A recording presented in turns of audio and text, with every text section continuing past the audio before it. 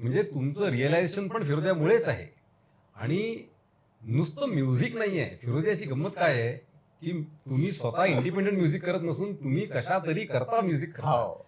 आणि सतत तुम्हाला एक रिस्ट्रिक्शन आहे, फ्रीडम नाही आहे. हो. विदिन द फ्रेमवर्क तुला फ्रीडम आहे, पण तुला म्युझिक याच्याकरता करायचं आहे, याला सूट करायचं आहे, याच्यातनं मर्ज व्हायचं आहे. हम्म.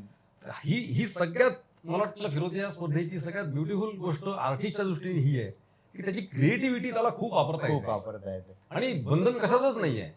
मी कथ्थक बरोबर ड्रमसेट वापरू शकतो, हो. मी गिटार वापरू शकतो, मी भजनाला ड्रम्स वापरू शकतो.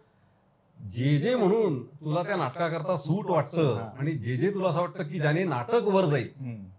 हाऊस म्हणून काही करायचं नाही, हा. हा. तुला असं वाटतं म्हणून काही करायचं नाही. बरं जर आता- ते त्या थिएटरला व्हॅल्यू ऍडिशन असेल करेक्ट. तरच ते करायचं.